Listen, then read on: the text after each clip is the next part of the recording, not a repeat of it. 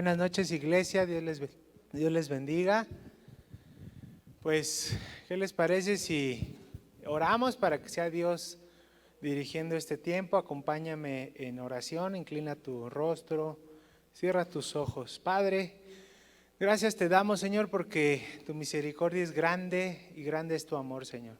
Padre, te pedimos que dirijas este servicio, que seas tú, Señor, sembrando en la vida de los corazones de las personas que nos visitan por primera vez, y que la iglesia, Señor, que ya está compuesta, ella está conformada, sea edificada, Señor, por medio de su Espíritu Santo. Oramos para que este tiempo sea de bendición y edificación en el precioso nombre de Jesucristo. Amén y en el amén. Pues buenas noches a todos. Vamos a continuar con la secuencia de la maravillosa historia que cuenta la Biblia. Y hoy vamos a ver las cartas paulinas. Se llaman cartas paulinas porque fueron escritas por el apóstol Pablo.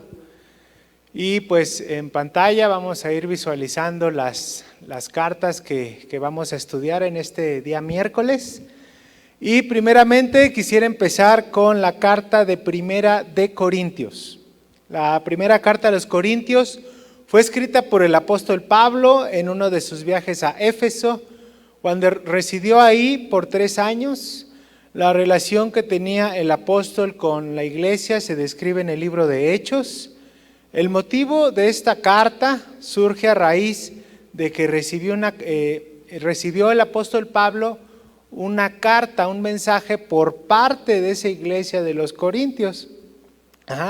Ellos tenían preguntas sobre el matrimonio, sobre la comida sacrificada a los ídolos, además de que le reportaron a Pablo los problemas que se estaban suscitando en esa iglesia en aquel tiempo.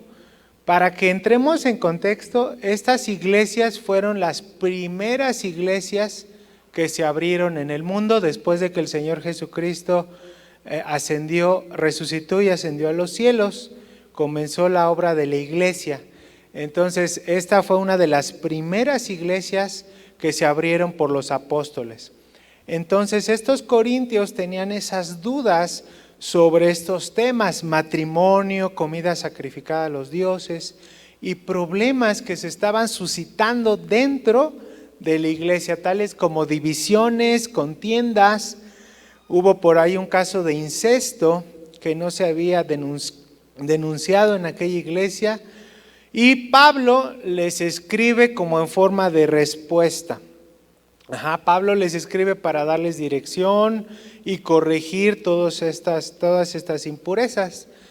El principal objetivo de esta carta es la corrección del error causado por la carnalidad de los creyentes, no tanto por las herejías doctrinales, sino por la carnalidad, la impureza en los corazones de aquella iglesia. Los temas de esta carta se basan principalmente en la doctrina del cristiano, generalmente hasta la asombrosa revelación de la resurrección del cuerpo ya glorificado. Y para resumir esta carta, la dividí en 3 partes. La primera parte habla sobre los reportes que le llegan a Pablo por estas divisiones. En el capítulo 2, antes de comenzar a leer, por favor abre tu Biblia y ubica desde Primera de Corintios hacia adelante, porque vamos a leer esas 5 cartas que escribió Pablo. Abre tu Biblia en Primera de Corintios para que sigas este estudio. En el capítulo 2, verso 1 dice: así que, hermanos, cuando fui a vosotros para anunciaros el testimonio de Dios, no fui con excelencia de palabras o de sabiduría, pues me propuse no saber entre vosotros cosa alguna, sino a Jesucristo y a este crucificado.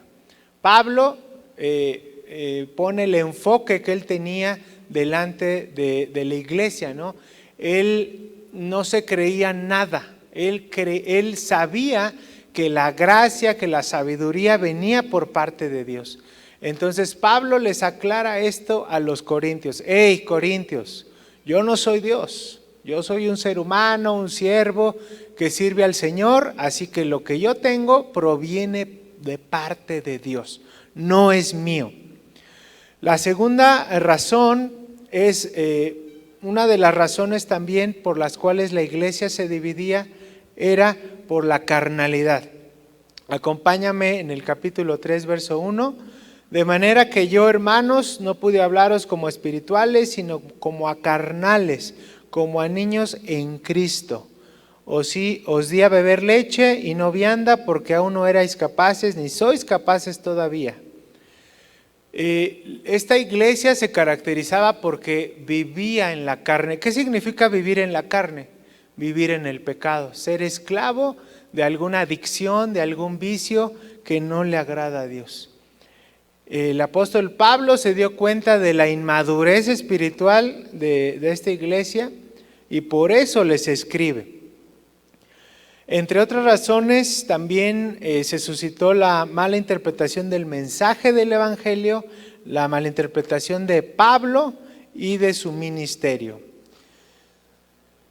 La segunda parte de esta carta habla sobre las situaciones inmorales entre los creyentes, tales como la fornicación y otras inmoralidades de tipo ya más delicado. En el capítulo 9, del verso 10 en adelante, dice: os he escrito por carta que no os juntéis con los fornicarios, no absolutamente con los fornicarios de este mundo, o con los avaros, o con los ladrones, o con los idólatras, pues en tal caso os sería necesario salir del mundo.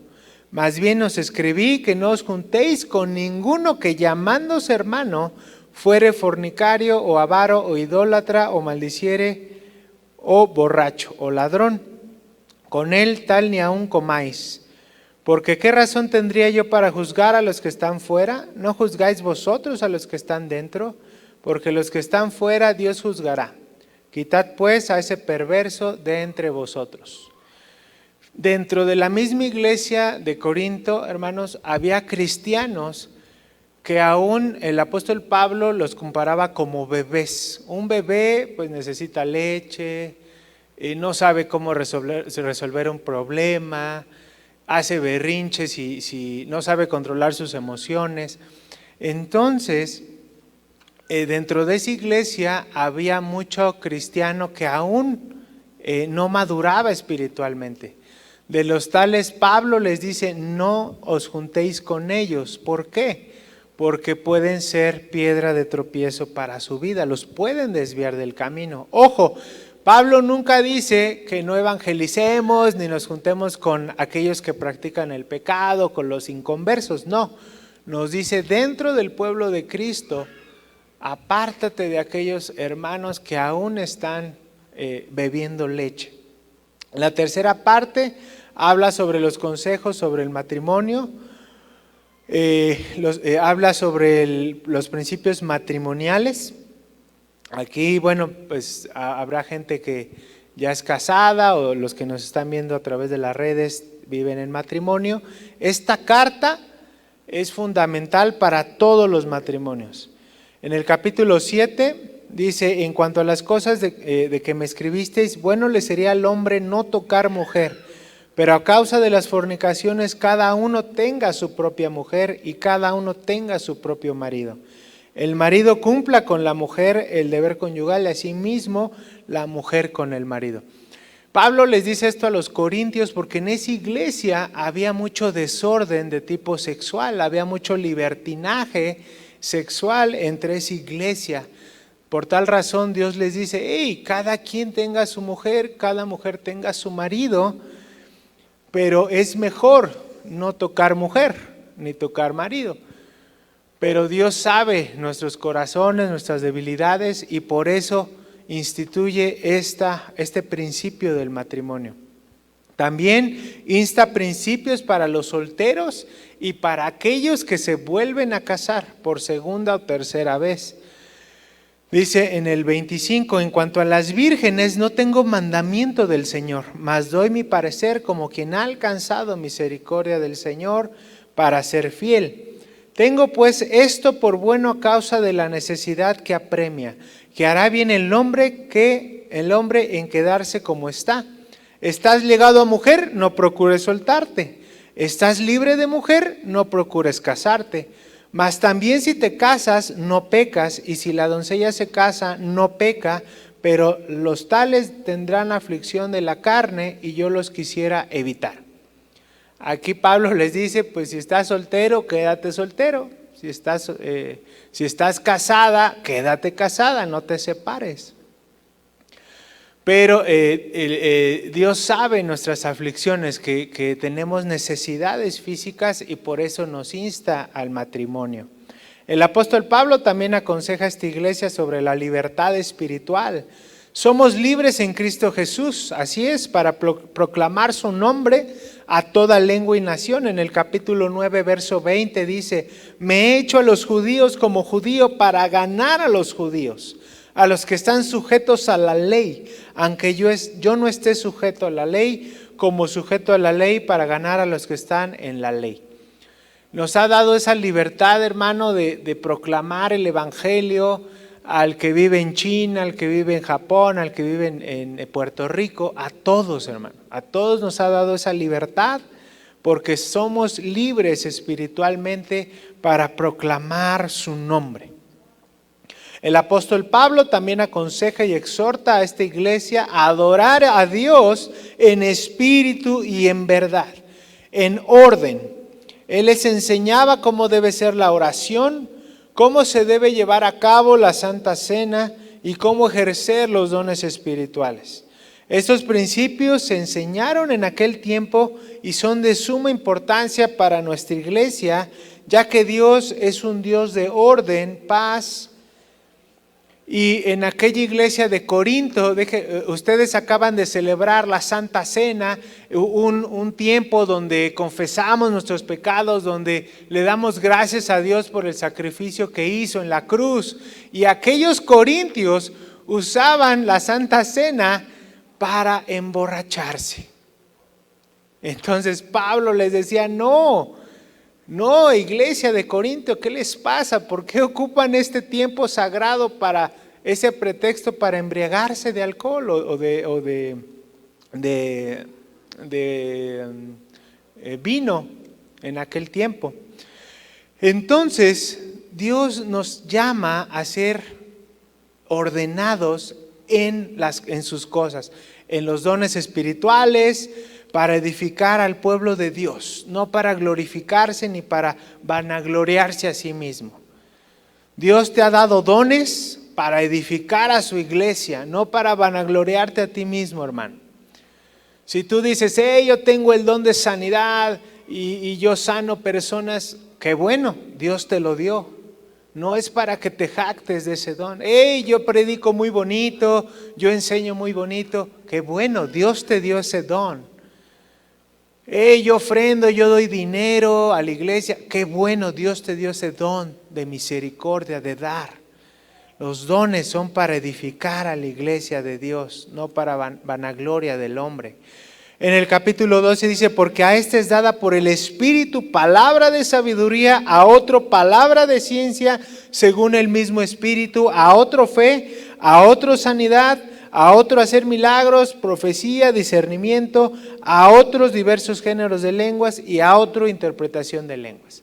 Cada uno tiene su don. Tú que estás sentado ahí, hermano, tú tienes un don. Pídele a Dios que te revele tu don. Tú también que eres nuevo en el evangelio, Dios te ha dado un don. Pídele sabiduría para que te lo revele. Amén. Y la última parte de esta carta, Pablo les habla sobre la resurrección de Cristo y su importancia en nuestra vida cristiana. Si Él resucitó, hay una promesa que nosotros también lo haremos en un cuerpo transformado. Y Pablo habla sobre la victoria de Jesús sobre la muerte para que nosotros accediéramos a ella. Hace poco estuve en un funeral y la familia de la persona que falleció pues estaba triste porque pues físicamente ya no vamos a tener esa persona, pero les comentábamos que hay una esperanza en Cristo Jesús, que si Cristo resucitó de los muertos, nosotros también resucitaremos en ese cuerpo glorificado que Dios nos prometió. Ahí está la esperanza y Pablo dice, ¿dónde está, oh muerte, tu aguijón? ¿Dónde, oh tu sepulcro, tu victoria? Ya que el aguijón de la muerte es el pecado y el poder del pecado la ley. Mas gracias sean dadas a Dios que nos da la victoria por medio de nuestro Señor Jesucristo. Así es, hermano. A raíz de esta pandemia mucha gente ha muerto. Tal vez un familiar tuyo partió, tal vez un amigo tuyo ya no está aquí, pero déjame decirte algo, que en Cristo Jesús tenemos victoria porque Él venció a la muerte. Mucha gente le reza a la muerte, le pide a la muerte, le pide milagros a la muerte, pero ¿sabes qué? Jesús venció a la muerte. Para ti no hay muerte si tú crees en Cristo Jesús. Amén. Y concluye con un saludo a esta iglesia. La segunda carta a los Corintios es la continuación. Esta carta fue escrita un año después de la primera, a esa misma iglesia de los Corintios. Pablo se sentía triste espiritualmente porque surgió una ola de desconfianza en aquellos creyentes. Aquellos corintios cuestionaban la fe, la autoridad apostólica de Pablo y le cuestionaban y le decían: ¿a poco tú eres apóstol? ¿A poco Dios te mandó? ¿A poco Dios te encomendó? Y surgió esa desconfianza entre ellos y le refutaban su autoridad. Algunos decían que Pablo era mentiroso, que no era sincero, que él solamente estaba mintiendo en lo que hacía. Esta carta es más personal y autobiográfica, ya que se ven las palabras del sentir del apóstol, tales como hambre, lágrimas, he sido apedreado, he sido atribulado, he sido perseguido, etc. Y esta carta se divide en estos puntos. La primera parte, Pablo habla de los planes, del ruego por el perdón y por la demora en tardarse en escribirles. Aquí Pablo les recuerda el plan que él tenía como apóstol y la visión que había, así como recordarles para quién trabajaba. Acompáñame a 2 de Corintios capítulo 1, verso 9 y 10, dice: pero tuvimos en nosotros mismos sentencia de muerte para que no confiásemos en nosotros mismos, sino en Dios que resucita a los muertos, el cual nos libró y nos libra, y en quien esperamos que aún nos librará de gran muerte. Aquí Pablo nuevamente les dice: Corintios, yo no soy Dios, yo solo soy un mensajero. El que nos va a librar de la muerte, del pecado, de la condenación eterna no soy yo, sino es Jesucristo, Dios Padre a través de Jesucristo. La parte 2, Pablo les explica la razón de su ministerio. Pero primeramente vamos a definir qué es ministerio. Ministerio viene del griego diaconía o diaconoi, que significa ministro o servidor. Es decir, aquel que hace un servicio a Dios. Ministerio es el sustantivo y quiere decir es un servicio a Dios. Así es, si tú estás en un ministerio, quiere decir que tú estás haciendo un servicio a Dios. En el capítulo 4, verso 1 dice: por lo cual teniendo nosotros este ministerio según la misericordia que hemos recibido, no desmayamos, antes bien reanunciamos al oculto y vergonzoso, no andando con astucia ni adulterando la palabra de Dios, sino por la manifestación de la verdad, recomendándonos a toda conciencia humana delante de Dios. Aquí Pablo les dice: hey, Corintios, yo trabajo para Dios, no para el hombre. El servicio es para Dios, no para el hombre. En esta parte Pablo les recuerda el enfoque del ministerio, hacia dónde va el servicio a Dios. Y él les dice con estas palabras: Cristo hace que, parafraseado los versículos, dice: Cristo hace que triunfemos. Las vidas cambiadas prueban el ministerio. El nuevo pacto es la base del ministerio. Cristo es el tema del ministerio. En el ministerio abundan pruebas y Pablo les motiva a que trabajen en ese ministerio sin ofender a Dios y al prójimo. Así es, hermano, estamos aquí sirviendo a Dios con un enfoque hacia Él, a glorificarle a Él, a trabajar juntos hacia Él, a no ofendernos como iglesia. Si tú trabajas con un hermano dentro de la iglesia, no ofendas, no se ofendan. Glorifiquen a Dios con su servicio. Tal vez habrá diferencias entre hermanos que sirven, sí las hay. Recordamos a Pablo se separó de Bernabé y Silas, se separaron por diversos conflictos que habían entre el ministerio, pero no por eso debemos ofender ni ofender a Dios. Y en la tercera parte, Pablo ruega porque haya reconciliación entre la iglesia y que se aparten de aquellos que, haciéndose llamar cristianos, realmente no eran cristianos, eran incrédulos. ¿Sabes algo? No todas las iglesias cristianas están llenas de cristianos.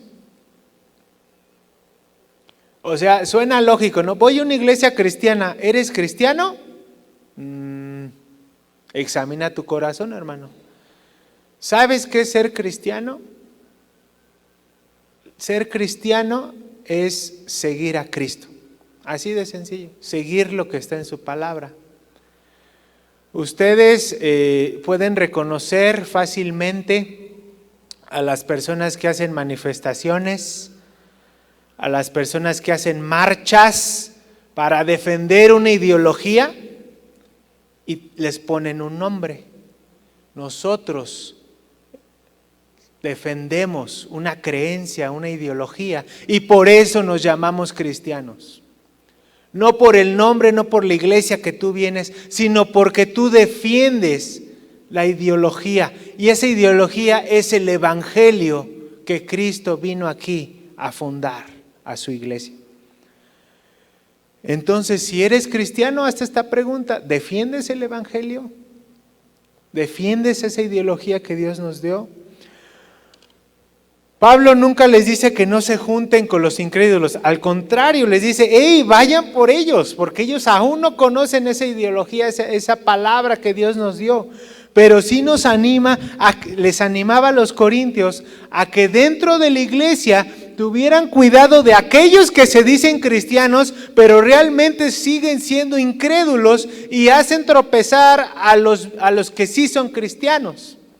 Pablo les exhortaba eso a los corintios: fíjate alrededor, quién tiene buen testimonio, quién usa bien sus dones espirituales y quién hace tropezar a otros. Y con los que hacen tropezar a otros no te juntes. ¿Por qué? Porque te va a hacer tropezar a ti. Así es. Si en la iglesia, hermano, llega un hermano y te dice: hoy te traigo un chisme de 10. Híjole, hermano, ¿qué crees? Prefiero no oírlo. No te dice recházalo, no, dice no te juntes con él, apártate de él porque él te va a contaminar. Y dentro de la misma iglesia vemos que nos podemos contaminar. Por eso Pablo los exhortaba y les decía: tengan cuidado. En el capítulo 6 decía: no os unáis en yugo desigual con los incrédulos, porque qué compañerismo tiene la justicia con la injusticia y qué comunión la luz con las tinieblas.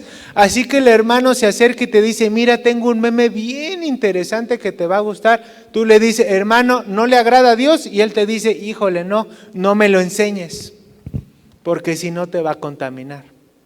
Pablo abre su corazón expresándoles que si han padecido por causa de Cristo, pero también se ha visto que él ha padecido a causa de Cristo, pero también ha habido fruto. Y pone como ejemplo a la iglesia de Macedonia para hablarles sobre el principio de ofrendar. Y menciona a Cristo que siendo el rico, siendo el Dios todopoderoso, vino y se humilló a sí mismo, despojándose de su gloria, haciéndose hombre, habitando entre nosotros para darnos el camino a la salvación. El propósito es imitar a Dios. Habla sobre las ofrendas, cuán importante es ofrendar a los demás, ayudarlos también con nuestros bienes. En la cuarta parte, Pablo defiende su autoridad como apóstol, ya que dudaban de su autoridad y su llamado. ¿Y sabes cómo Pablo defendió su autoridad? diciendo: yo he padecido hambres, yo he sido azotado, yo he sido encarcelado, yo he sido apedreado por causa de Cristo Jesús. ¿Tú defenderías algo diciendo, no, tú dirías, no, ya me apedrearon, ya me encarcelaron, ¿por qué voy a defender algo si me ha ido muy mal? Pero Pablo tenía las herramientas para defender su autoridad. Y no solo tuvo hambre y fue encarcelado a causa de Cristo Jesús, también hizo prodigios, milagros y señales en el nombre de Jesús. En el capítulo 12, verso 6 dice: sin embargo, si quisiera gloriarme, no sería insensato porque diría la verdad, pero lo dejo para que nadie piense de mí más de lo que en mí ve u oye de mí. Y para que la grandeza de las revelaciones no me exaltase desmedidamente, me fue dado un aguijón en mi carne, un mensajero de Satanás que me abofeté, para que no me enaltezca en sobremanera, respecto a lo cual 3 veces he rogado al Señor que lo quite de mí, y me ha dicho: bástate de mi gracia, porque mi poder se perfecciona en la debilidad. Una vez Pablo dice: yo no soy Dios, yo soy carne y hueso y también tengo tentación, también hay pecado en mí. Está ese aguijón. Y Pablo le decía: Dios, yo ya no quiero pecar, yo ya no quiero tener malos pensamientos, tener avaricia en mi corazón. Pero Dios le dijo a Pablo: no te puedo quitar eso, hijo mío, porque si no, no vas a confiar en mí. Dios permite ese aguijón que tú y yo tenemos para depender en todo tiempo de Él y bastarnos en su gracia. Finalmente Pablo les escribe para anunciar que los visitaría de nuevo y les exhorta a que ya no sean carnales sino espirituales, examinando su corazón en todo tiempo. Hermano, examina tu corazón. ¿Estás glorificando a Dios con tus acciones? ¿Estás viviendo en espíritu o sigues viviendo en la carne? Déjame decirte que vivir en la carne es muerte, mas vivir en el espíritu es vida. Dios te dice: tú elige, hijo mío, camino de vida o camino de muerte. Mas yo te aconsejo, fíjate cómo Dios es un caballero, no te obliga ni te dice: cree en mí, arrepiéntete. No, Él te dice: yo te pongo los 2 caminos, tú elige. Mas yo te aconsejo, elige camino de vida. Amén. La carta a los Gálatas, siguiente carta. Esta carta se dirige a un grupo de iglesias en Galacia, que hoy se conoce como Asia Menor. Los habitantes de ahí rendían culto a la naturaleza. Estos Gálatas eran como místicos. Ellos se conocen como aquellas personas que les interesaban las cosas nuevas, lo místico. Ellos tenían culto a la naturaleza. Y actualmente pues vemos muchas religiones así, ¿no? Que rinden culto a la creación en lugar de al creador. Pero de que las hay, las hay. Pues así eran los Gálatas. Estos eran conocidos como personas impetuosas. Un sinónimo de impetuoso es violento, atrevido, arrebatado e inconstantes. O sea, agarraban algo y lo dejaban. Agarraban otra cosa, otra creencia y la dejaban. Pablo visitó a Galacia en uno de sus viajes misioneros, y cuando estas iglesias ya habían sido fundadas, entró una problemática relacionada con la enseñanza, con la esencia de las enseñanzas de Jesús. Un grupo comenzó a decir que la fe por sí sola no daba la salvación, sino que la fe venía por las obras, por el cumplimiento de la ley, cayendo nuevamente en el legalismo. ¿Qué es el legalismo, hermanos? El legalismo es basarte en cumplir la ley. Pero seamos honestos, ¿a ti te enseñaron de chico los 10 mandamientos o tal vez los aprendiste ya de grande?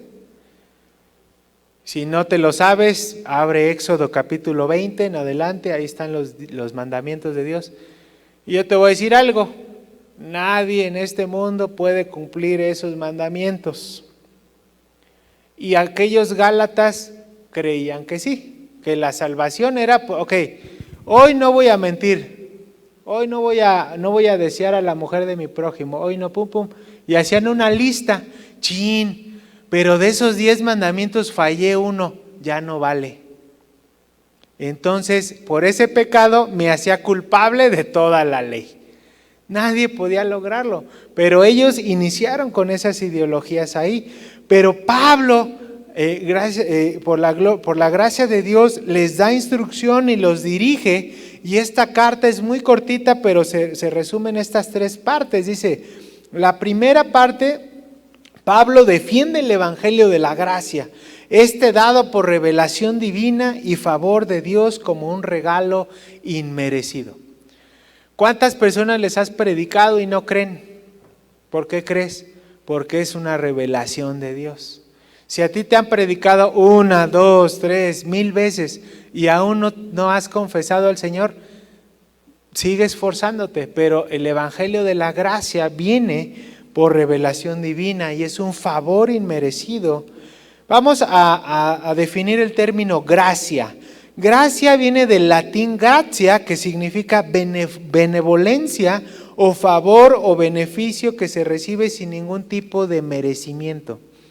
En esta primera parte, Pablo defiende el evangelio de la gracia, es decir, tú y yo somos salvos gratis, no tuvimos que hacer nada, Cristo lo hizo todo, Él murió, Él padeció, Él venció a la muerte, resucitó, ascendió a los cielos y se adelantó para apartar morada para ti, para mí. Uy, qué fácil nos la puso, nos dio todo gratis, nos hizo todo. Lo único que tú tienes que hacer es aceptarlo y muchas veces no lo haces. Fíjate lo que dice Gálatas 1:10. Pues busco ahora el favor de los hombres o el de Dios. ¿O trato de agradar a los hombres? Pues si todavía agradara a los hombres, no sería siervo de Dios. Cuando tú aceptas ese evangelio gratis, ya no agradas al hombre, sino a Dios. En la segunda parte se explica el evangelio de la gracia. El Espíritu Santo se da por la fe, no por las obras. Abraham fue justificado por la fe, no por sus obras. La justificación es por la fe, no por la ley. Al igual que Cristo nos redime por la fe y no por la ley. Se explica que la ley nos fue dada para llevarnos a la fe. No es al revés. No cumpliendo la ley tienes fe. Es al revés. Teniendo fe cumples la ley. Pero esos Gálatas estaban confundidos. Querían primero cumplir los mandamientos para después hallar fe. Y Pablo les dice, no, es al revés. Primero cree en el Señor para que Él te ayude a cumplir esa ley. Los Gálatas entendieron esta parte. Y dice en el capítulo 3, verso 10 al 12, porque todos los que dependen de las obras de la ley están bajo maldición, pues escrito está, maldito todo aquel que no permaneciese en todas las cosas en el libro de la ley para hacerlas. Y que por la ley ninguno se justifica para con Dios, es evidente porque el justo por la fe vivirá. Y la ley no es de fe, sino Él dice, el que hiciera estas cosas vivirá por ellas. Hermano, la fe es la certeza de lo que se espera y la esperanza de lo que no se ve. O la certeza de lo que no se ve y lo que se espera. Esa es la fe. Tú crees en Dios porque aunque no lo podamos ver, aunque físicamente o visiblemente no lo podamos ver, sabemos que existe. Lo podemos sentir porque nos ha dado al Espíritu Santo. La última parte de esta carta, ya para concluir, Pablo les anima a que apliquen el evangelio de la gracia, que estén firmes en todo tiempo y que se amen los unos a los otros, que anden en el Espíritu y que, pues sí, ciertamente habrá lucha entre carne y sangre, pero que las obras de la carne nos dice que son muerte y el Espíritu son vida. Gálatas 5, 19, 26 dice, manifiestas son las obras de la carne, adulterio, fornicación, inmundicia, lascivia, idolatría, hechicerías, enemistades, pleitos, celos, iras, contiendas, disensiones, herejías, envidias, homicidios, borracheras, orgías y cosas semejantes a estas. Hermano, si tú nunca has participado de ninguna de estas cosas, te felicito. Pero Dios sabe que no podemos cumplir la ley. Por eso Él mismo vino y a través de la fe en Él podemos tener a su Espíritu Santo, que el Espíritu, el fruto de su Espíritu es amor, gozo, paz, paciencia, benignidad, bondad, mansedumbre, fe, templanza, dominio propio, y contra tales cosas no hay ley, porque todas estas son dadas por parte de Dios. Finalmente los anima a llevar las cargas unos de los otros y exhortarse en ese mismo amor. La carta de los Efesios, la primera carta que escribió Pablo en prisión, él ya estaba encarcelado bajo el gobierno de Nerón, por ahí del 60 después de Cristo, habla sobre la verdadera iglesia, hermano, que es el cuerpo de Cristo. Y déjame decirte qué significa iglesia. Iglesia viene del latín ecclesia, que significa reunión del pueblo, asamblea de los primeros cristianos para celebrar el culto a Dios. La iglesia son las personas, hermano. La iglesia no son estas cuatro paredes, este es un lugar donde nos reunimos, pero la iglesia eres tú y yo. Esa es la verdadera iglesia. Pablo les dice a los de Éfeso que son la iglesia porque han sido elegidos por el Padre, redimidos por el Hijo y sellados por el Espíritu Santo. Cualquiera puede entrar a un lugar llamado iglesia, pero solo aquellos que han sido elegidos, sellados y redimidos son parte de la verdadera iglesia de Dios. Hermanos, tal vez has visto en YouTube muchos videos, iglesias llenas, gente, pero ¿realmente son verdadera iglesia? ¿Realmente están adorando a Dios? ¿Realmente han sido sellados? ¿Han sido liberados por Dios? La segunda parte de esta carta habla sobre la posición del cristiano en la iglesia y nos dice sobre nuestra condición antigua, el viejo y el nuevo hombre. Y nos dice que no debemos vivir como el viejo hombre, sino como el nuevo hombre. Y que en Efesios 3, 9 al 10 dice, y de aclarar a todos cuál sea la dispensación del misterio, escondido desde los siglos en Dios, que creó todas las cosas, para que la multiforme sabiduría de Dios sea ahora dada a conocer por medio de la iglesia a los principados y potestades en los lugares celestiales. La iglesia ya se había anunciado tiempo antes y con la venida del Señor se inauguran las primeras iglesias. La siguiente parte habla sobre la unidad en la iglesia. Pablo les dice que debemos estar unidos como iglesia. Y también parte de esa unidad son las familias. Se dirige a las esposas, a los esposos y a los hijos. Les dicen, esposas, sujétense a sus maridos, y maridos, amen a sus esposas como Cristo amó a la iglesia. E hijos, obedezcan a sus padres, y siervos, sujétense a sus amos. Hay muchas familias en las iglesias. Bueno, Dios nos pide que sigamos este modelo como familia. La carta y también el libro de Efesios termina con la lucha del cristiano. Dice en Efesios 6, porque la lucha no es contra carne ni sangre, sino contra principados, potestades, huestes espirituales. Y Pablo hace un comparativo como si fuéramos esos soldados de Dios, teniendo esa armadura que nos va a cubrir. Yo te invito a que leas Efesios 6, que dice habla sobre la armadura de Dios. Carta a los Filipenses, escrita por Pablo en una prisión a causa de Nerón en Roma, 60 años después de Cristo. Y el propósito de esta corta pero edificante carta es agradecer. Pablo agradece por una ofrenda que le fue dada por esa iglesia de Filipo, una iglesia muy especial para el apóstol Pablo, y se divide en estas partes.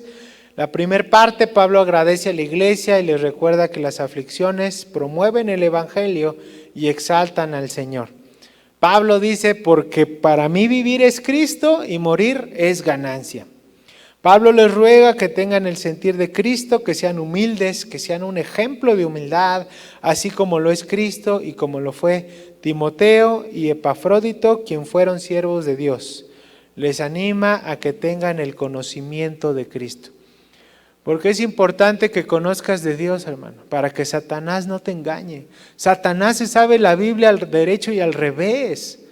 Y tú imagínate, sin conocer la palabra, pues te va a zarandear y te va a engañar en todo tiempo. Por eso Pablo le dice a la iglesia de Filipenses, tengan el conocimiento de Dios para que Satanás no los zarandee.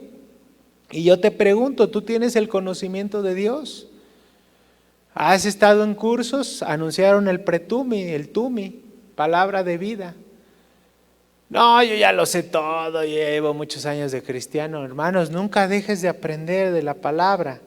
En Filipenses 3, 7 al 8 dice, pero cuántas cosas eran para mí ganancia, las he estimado como pérdida por amor de Cristo, y ciertamente aún estimo todas las cosas como pérdida por la excelencia del conocimiento de Cristo Jesús. Hermanos, espiritualmente hablando, la palabra de Dios vale más que tu carro del año. La palabra de Dios vale más que tu casa de más de $1,000,000. La palabra de Dios vale más que cualquier tesoro que te puedas encontrar. Pablo lo entendió. Pablo era de buena estatus social, era de ciudadano romano. Imagínense, los romanos en aquel entonces eran muy influyentes y era también de descendencia judía. Entonces él entendió que ninguna cosa material podía sustituir el conocimiento de Dios. También les dice que no confíen en su carne y les advierte las consecuencias de vivir en la carne. Finalmente Pablo les ruega que tengan paz entre hermanos con el Señor y en todas las circunstancias. Hermano, Pablo nos dice que seamos humildes, que vivamos humildemente y tendremos abundancia. En Filipenses 4, 12 al 13 dice, sé vivir humildemente y sé tener abundancia, sé padecer hambre y estar saciado, mas todo lo puedo en Cristo Jesús que me fortalece. Y concluye glorificando a Dios. Amén. Y finalmente, la carta a los Colosenses, brevemente ya para concluir. Esta carta, Dios les anima, también fue escrita en el 60 después de Cristo, Pablo también estaba encarcelado, y esta iglesia pues les anima a que deben de tener una vida en santidad, más que nada en términos generales, por cuestiones de tiempo. Colosenses habla de cómo tener una vida en santidad. Si ya reconociste a Dios, al Señor Jesucristo como Señor y Salvador, mantente en santidad. No puedes volver atrás. Y si tú que nos visitas por primera vez o nos estás viendo por primera vez, aún no has iniciado este camino con el Señor, es tiempo de que lo hagas. Y es tiempo de que también comiences una vida en santidad. Pablo les dice a los colosenses que debemos tener esa santidad desde nuestros hogares, con tu esposa, con tus hijos, y en la iglesia. Decía el apóstol Pablo, más honroso es el matrimonio y el lecho sin mancha. Yo te voy a preguntar a ti que estás casado, ¿tú te duermes con tu esposa en santidad? ¿Tú tienes tu cama limpia? ¿Tú tienes tu casa limpia? ¿Tú tienes tu cuerpo limpio? Vivir en santidad es sinónimo de pureza, de limpieza. Y te voy a decir algo, si tú te llegaras a ensuciar por algún pecado, inmediatamente vuelve a Dios. Él es el único que te puede limpiar, Él es el único que puede quitar esas impurezas de nuestra vida. Y continúa. Y si te vuelves a ensuciar, vuélvete a limpiar. Pero te voy a decir algo, si te ensucias mucho, va a llegar un momento donde te olvides de Dios. Que te veas tan sucio por dentro que ya no quieras buscar a Dios. Y aún así Dios en su misericordia, Él te va a limpiar y a librar. Vamos a orar, hermanos. Bendito Señor, tú has hablado a tu iglesia en esta tarde, Padre. Cierra tus ojos, no te distraigas en esta tarde. Este día miércoles es de mucho aprendizaje para todos nosotros. Y si Dios te ha enseñado algo en este día, es el momento que tú le digas en tu corazón: Señor, gracias porque me enseñaste las verdades de tu palabra. Gracias porque hoy conocí de las primeras iglesias que fueron fundadas por los primeros apóstoles. Gracias, Señor, porque hoy sé que hay problemas incluso en las iglesias, que hay problemas, que este mundo, como dice la palabra, está lleno de aflicciones. En el Salmo 64 está lleno de aflicciones, esta vida está llena de problemas, está llena de conflictos. Pero gracias porque tú viniste por mí a salvarme. Gracias porque tú diste tu vida. Porque siendo Dios todopoderoso, te despojaste de tu gloria, de tu poder. Y te fijaste en mí, siendo un pecador, siendo alguien que deliberadamente buscaba el pecado. Pero tú viniste, te hiciste hombre, te despojaste de tu deidad y me mostraste el camino. Moriste por mí en la cruz, resucitaste y ascendiste con el Padre, pero prometiste que tú volverías. Y mientras tú regresarías, nos dejaste una tarea aquí en la tierra, que es iniciar la obra aquí en esta tierra. Iniciar la obra de la iglesia, que es anunciar tu mensaje a aquellos perdidos, anunciar tu mensaje a aquellos que no te conocen. Gracias, Señor, por instituir tu reino aquí en la tierra mientras tú vuelves. Los que ya partieron contigo, Señor, aquellos hermanos en la fe, ellos ya están en un mejor lugar. Ellos ya están gozando delante de tu presencia, alabándote, exaltándote.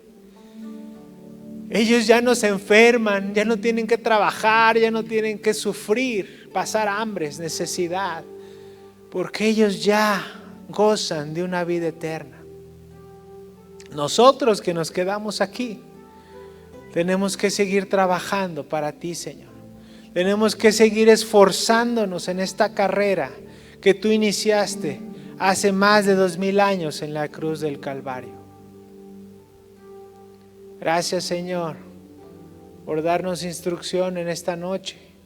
Gracias, Espíritu Santo, por darnos la inteligencia, la sabiduría, porque toda palabra es inspirada por Dios.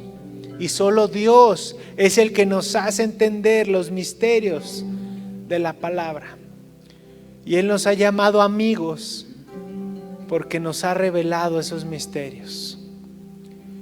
Si tú hoy quieres ser amigo de Dios, no solamente reconocerle como su Señor, como tu Señor y su Salvador, sino también ser su amigo. Señor, se llama Señor porque es tu amo, Él es dueño de tu vida. Y se llama Salvador porque Él murió en la cruz por ti. Pero también quiere ser tu amigo porque quiere una relación contigo. Y si tú en este día estás preparado para iniciar una relación con el Señor, haz esta oración que mi hermana Cintia va a dirigir. Amén.